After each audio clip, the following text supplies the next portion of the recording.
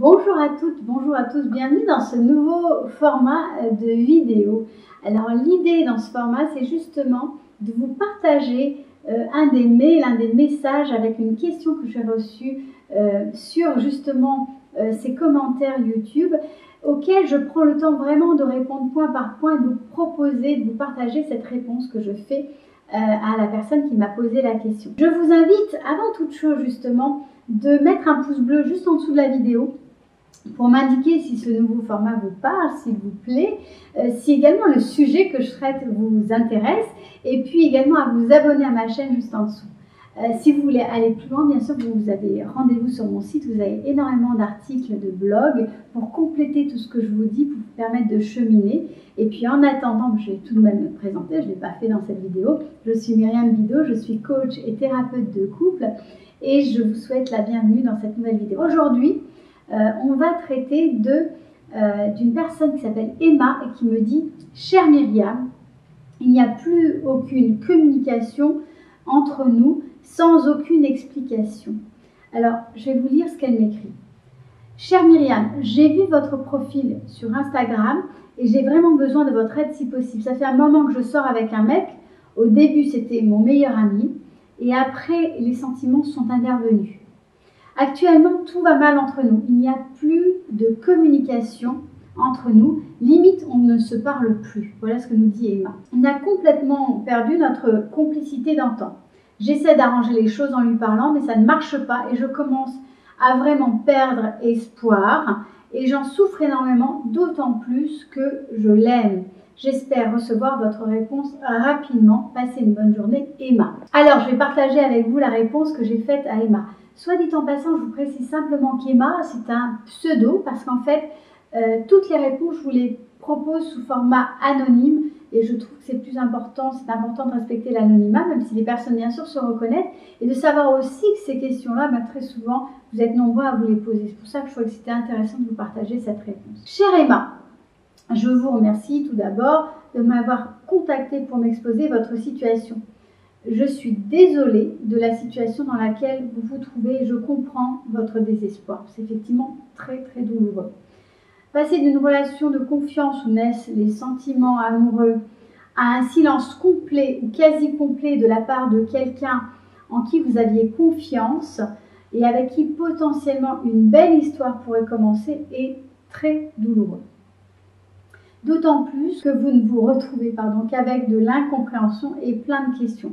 Pourquoi ne veux-tu plus me parler? Qu'est-ce que j'ai dit? Qu'est-ce que j'ai fait?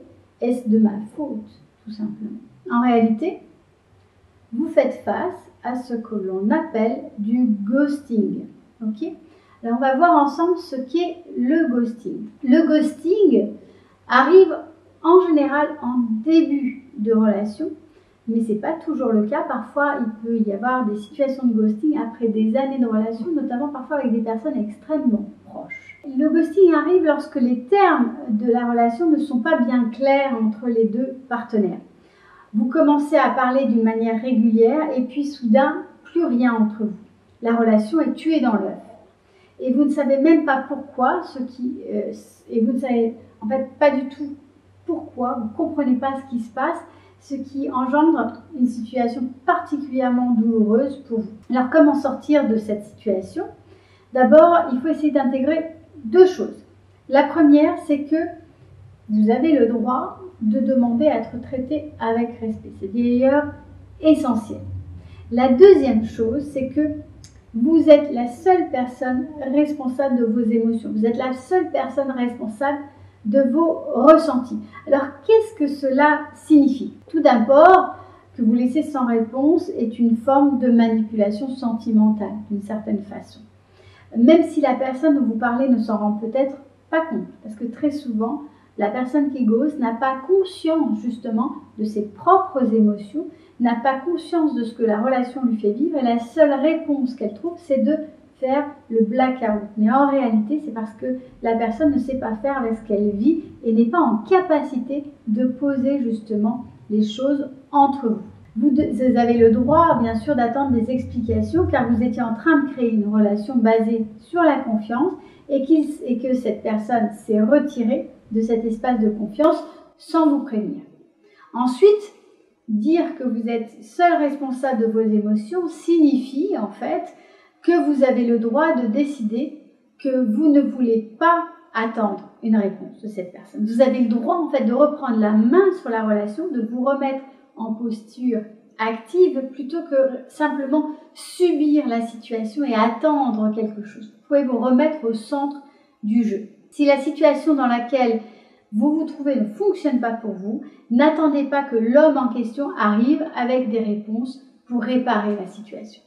D'autant plus que son silence n'a probablement que très peu à voir avec vous.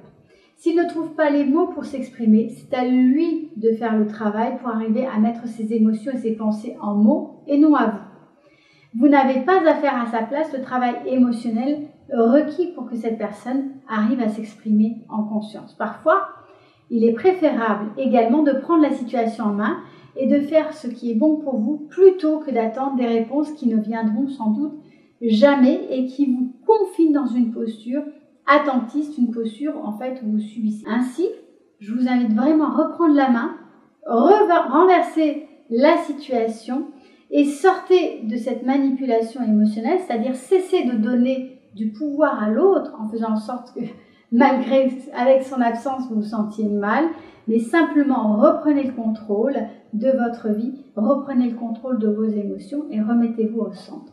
En espérant que ces quelques mots, Emma, vous auront été utiles, je vous souhaite force et courage pour traverser cette situation qui est particulièrement difficile.